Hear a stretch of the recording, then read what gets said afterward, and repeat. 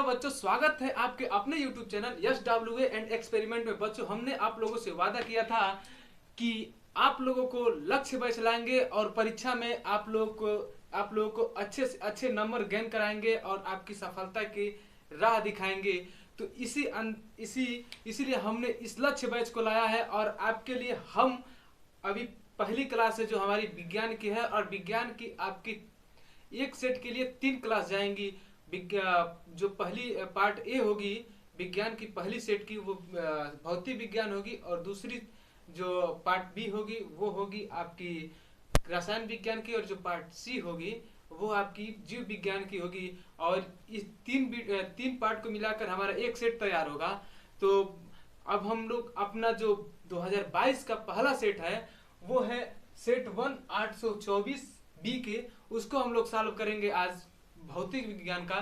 तो चलिए हम लोग अपने क्वेश्चन पे चलते हैं हमारा। और पहला क्वेश्चन क्या है, पहले का जो पहला क्वेश्चन है वो एमसीक्यू क्वेश्चन आएगा, और उसमें 4 ऑप्शन दिए रहेंगे। उसमें आपको सॉल्व करके या जो आपका आंसर सही लगे उसको टिक करिएगा। पहला क्वेश्चन क्या कह रहा है, 20 सेंटीमीटर फोकस दूरी वाले उत्तल दर्पण के सामने 20 सेंटीमीटर की दूरी पर स्थित वस्तु का प्रतिबिंब बनता है। यानी कि वस्तु का प्रतिबिंब, यानी कि हमारा भी का मान पूछ रहा है, और यहाँ पे 20 सेंटीमीटर फोकस दूरी यानी कि एफ का मान हमारा दिया हुआ है, और यहाँ पे दर्पण के सामने 20 सेंटीमीटर की दूरी पर स्थित, यानी कि दर्पण से जब दूरी की बात होती है वहाँ वस्तु की बात है, यानी कि हमारी यहाँ वस्तु का मान दिया, यानी कि यू का मान दिया है।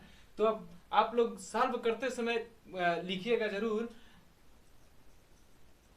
दिया है, ठीक, दिया है लिखिएगा। जो हमारा वैल्यू दिया रहता है किसका मान दिया रहता है, पहला हमारा दिया है एफ बराबर 20 सेंटीमीटर, और यू का मान दिया है हमारा 20 सेंटीमीटर, इसका ही मान दिया है। लेकिन कभी भी यू का मान माइनस में ही होता है, ठीक, और भी का मान हमारा पूछ रहा है, ठीक। हम लोग जानते हैं दर्पण में, दर्पण का सूत्र क्या होता है, 1/f = 1/v + 1/u। इससे हम लोग का निकल जाएगा भी का मान, क्योंकि यू भी एफ का संबंध आप लोग पढ़े होंगे। तो 1/f = 1/v + 1/u। तो 1/f का जो f का मान दिया है 20 है, 1/20 = 1/v + 1/-20, ठीक। अब यहाँ पे हम लोग यहाँ माइनस इंटू प्लस करेंगे तो माइनस ही आ जाएगा। तो 1/20 = 1/v माइनस में 1/20, ये माइनस में है, इधर आएगा तो प्लस में हो जाएगा। तो 1/v = 1/20 + 1/20। हम लोग जानते हैं कि जब नीचे का हर समान होता है, डिनोमिनेटर समान होता है, तो न्यूमिनेटर जुट जाता है, यानी कि 1/v = 1 + 1/20, 1/v = 1 + 1/20। उसके बाद 1/v 1 1 2 और अपन 20, 2 से 20 कटेगा 10 बार में।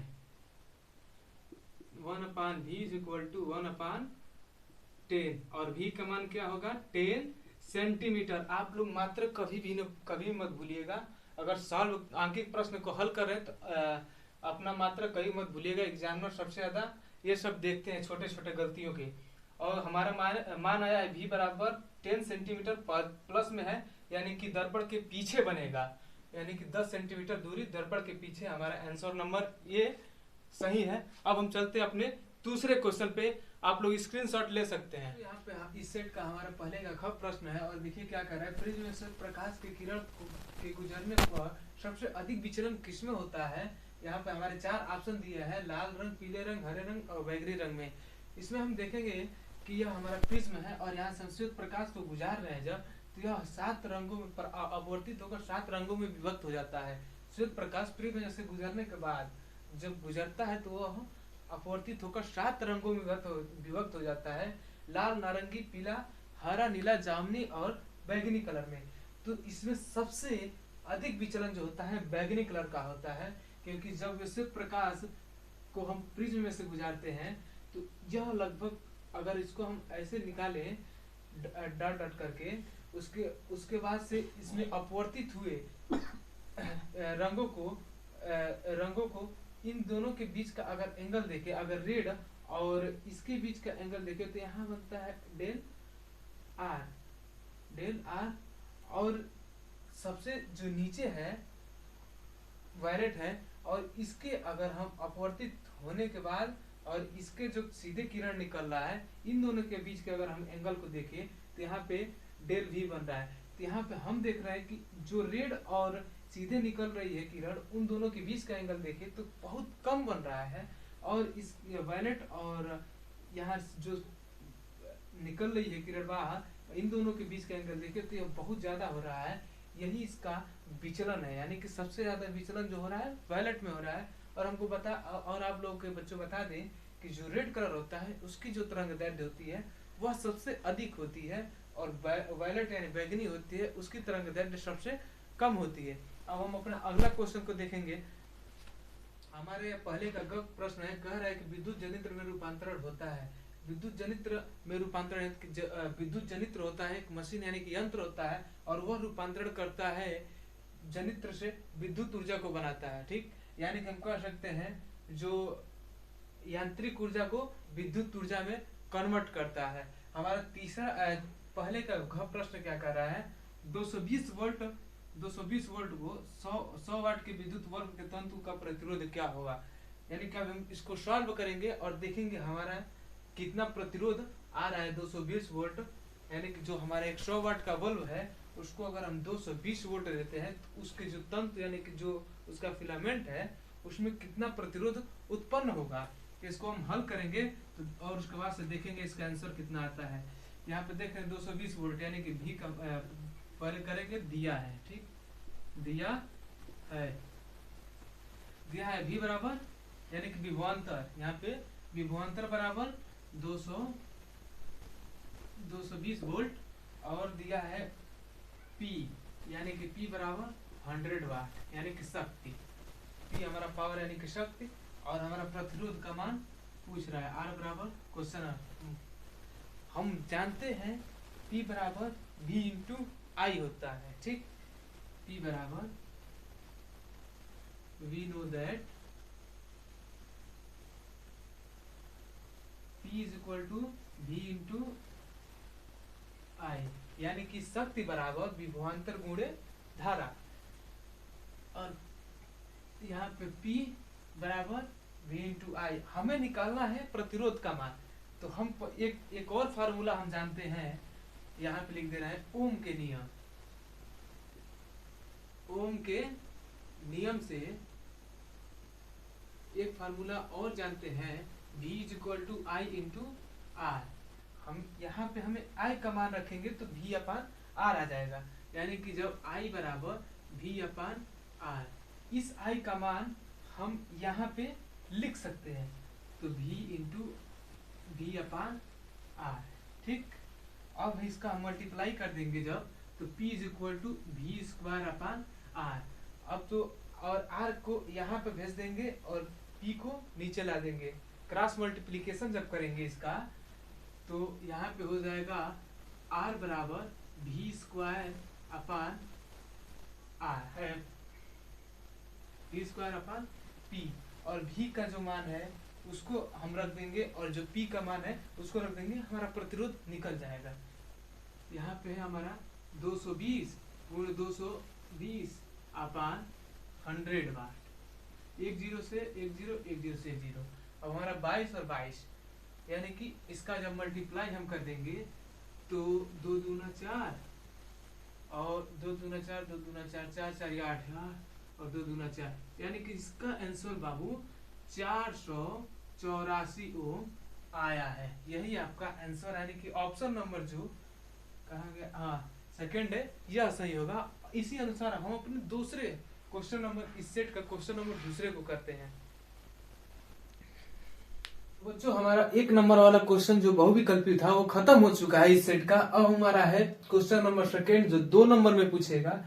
यह पूछ रहा है, अब 2 का पहला जो प्रश्न है, यानी कि अवतल दर्पण के किन्हीं 2 उपयोगों का वर्णन कीजिए। तो बाबू अवतल दर्पण का उपयोग हम कहाँ करते हैं, तो सबसे पहले हम आपको बता दें अवतल दर्पण का उपयोग हम टार्च को बांटते हैं। तो आगवा जो शीशा दिखाई देता है वह शीशा दर्पण होता है, जो अवतल दर्पण होता है। दर्पण का उपयोग हम टार्च में करते हैं, और उसके बाद से वाहन के जो हमारे घर पे 4 व्हीलर्स 2 व्हीलर्स जितने हैं गाड़ी, उसके जो सामने हेडलाइट होती है उसमें हमारा अवतल दर्पण ही लगा होता है। यानी कि एक हो गया और दूसरा हो गया हेडलाइट में, वाहनों के हेडलाइट में।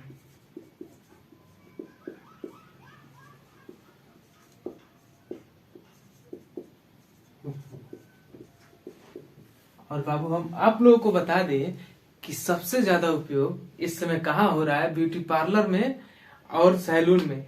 जब बच्चों का काम आता है अवतल दर्पण का प्रयोग करने में, तो केवल लेके काम करते हैं, दाढ़ी बनाते हैं बस। और सबसे ज्यादा इसका उपयोग कहाँ, मेकअप पोतने में हो रहा है आजकल, श्रृंगार दर्पण के रूप में, जो कि अभी इसमें सबसे ज्यादा ट्रेंड पे है ब्यूटी पार्लर में। श्रृंगार दर्पण पा देंगे तो खूब पोतेंगे सब, देख देख के, हाँ हम सुंदर दिखाई दे रहे हैं। अवतल दर्पण का उपयोग टार्च हो गया, वाहन के हेडलाइट में हो गया, और श्रृंगार दर्पण, और उसके बाद सेविंग दर्पण, दाढ़ी उड़ी बनाने में आजकल लड़का उपयोग कर रहा है। सेविंग दर्पण, ठीक। यहाँ पे ये 2 नंबर का हमारे एक क्वेश्चन जो हो गया कंप्लीट हो गया। और इसका दूसरा काम ख देखेंगे। हमारे यहाँ पे दूसरे का ख प्रश्न है, कह रहा है दीर्घ दृष्टि दोष क्या है, इसका निवारण कैसे करें। दीर्घ दृष्टि दोष यानी कि दूरदृष्टि दोष, या दीर्घ दृष्टि दोष को ही हम दूरदृष्टि दोष कहते हैं। पेपर में दोनों है, दोनों समान ही होता है, ठीक। दूरदृष्टि दोष में क्या होता है, दूरदृष्टि दोष में दूर के वस्तुओं को तो हम अच्छे तरीके से देख लेंगे, लेकिन जो लगवा का वस्तु रहेगा वह अच्छे से नहीं दिखेगा। तो इसके लिए हम उत्तल लेंस का प्रयोग करते हैं, ताकि हमारे जो नजदीक के वस्तु रहे वह दिखाई दे। इसका उत्तर क्या लिखेंगे, उत्तर में है इस दोष से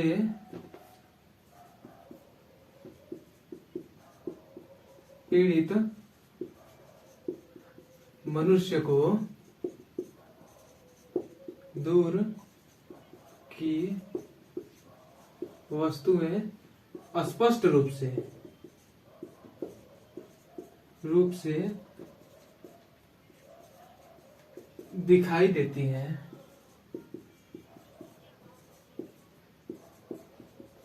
परंतु नजदीक के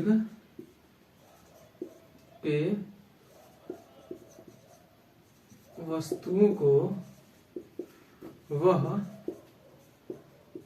स्पष्ट रूप से नहीं देख सकता है। इसके निवारण के लिए तो यहाँ पे लिख देंगे निवारण, निवारण के लिए हम यहाँ पे उत्तल लेंस का प्रयोग करेंगे, ठीक। इस दोष के निवारण के लिए, इस दोष के निवारण के लिए उत्तल लेंस का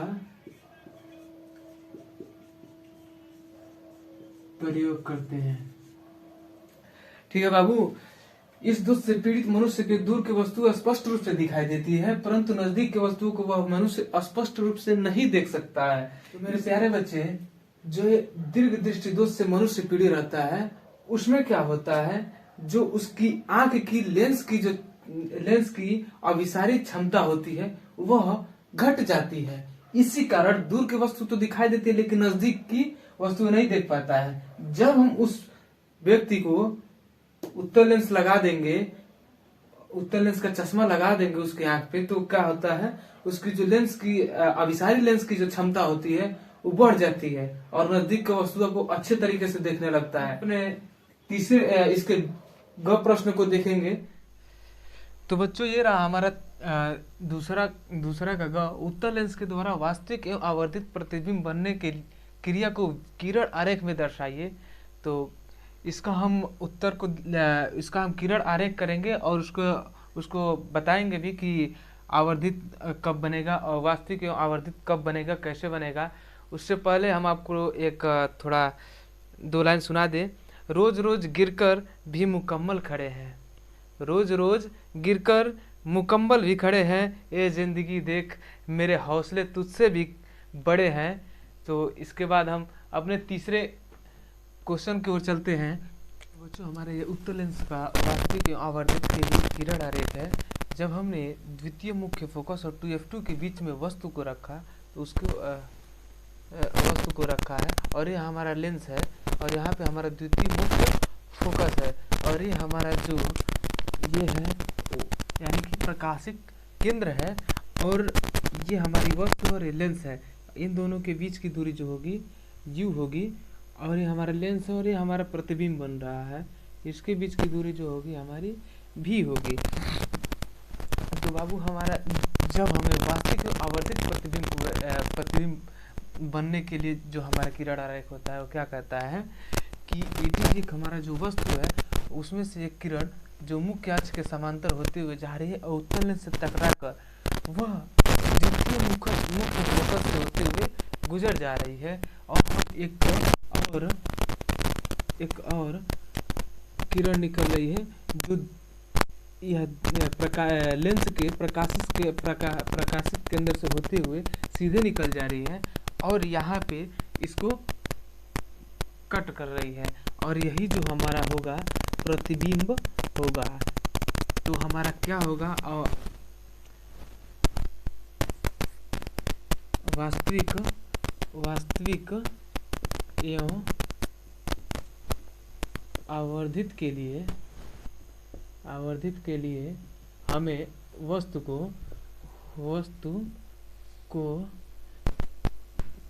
2f2 और f1 के बीच रखना है, ठीक, जिससे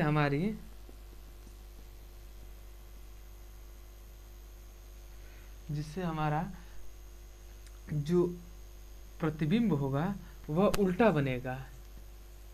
देख रहे हैं यहाँ पे हमारा जो वस्तु है वो कैसा बन रहा है, ठीक, और यहाँ पे हमारा ठीक इसके उल्टा बन रहा है। आप लोग देख सकते हैं यहाँ पे ऊपर ए हो जा रहा है और यहाँ पे नीचे ए है, ठीक, यानी कि उल्टा बन रहा है और वास्तविक बन रहा है, ठीक, वास्तविक बन रहा है और इस वस्तु से बड़ा इसका प्रतिबिंब बन रहा है। आप लोग देख सकते हैं यहाँ पे बाबू, यहाँ पे जो बन रहा है वस्तु से बड़ा बन रहा है, यानी कि आवर्धित। बड़ा को हम लोग आवर्धित भी कहते हैं, बड़ा यानी कि आवर्धित, और ठीक। तो बच्चों, आशा करते हैं कि आपको यह वीडियो बहुत ही पसंद आया होगा। जो हमारा सेट पहला है और ये 2022 का 824 बीके है, इसका पहला सेट हमने हल कराया। अभी केवल क्वेश्चन नंबर 2 तक कराए हैं। आपको बहुत अच्छा लगा होगा और इसका जो अगला लेक्चर आएगा वो तीसरे से आगे तक रहेगा, क्योंकि वीडियो बहुत लंबी हो जाएगी। तो इसके लिए हमने इसको दूसरे पार्ट में करके लाएंगे, ठीक। तो आशा करते हैं कि यह जो हमारा लक्ष्य बैच है आपके लिए बहुत ही कारगर साबित होगा। आप लोग मन से पढ़िए और ध्यान से पढ़िए। आप लोग को जो भी चीज़ समझ में नहीं आएगा तो आप लोग हमें कमेंट बॉक्स में कमेंट कर सकते हैं कि हमें यहाँ पे नहीं समझ आया है, और हम आप लोगों को वादा करते हैं कि आप लोग को अगले वीडियो में उसका डाउट ज़रूर ही क्लियर करेंगे और मिलेंगे अपने पार्ट 2 के वीडियो में। इसके बाद जो मतलब तीसरा क्वेश्चन है, तब तक के लिए जय हिंद।